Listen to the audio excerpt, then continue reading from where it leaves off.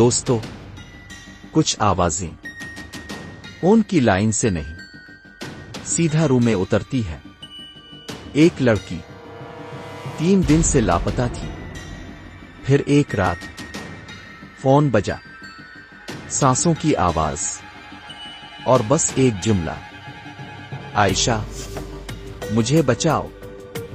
आवाज उसकी बहन की थी, मगर मसला ये था, वो जगह जहां से कॉल आई वो 5 साल से बंद थी। लोग कहते थे वहां जो भी गया वापस नहीं आया।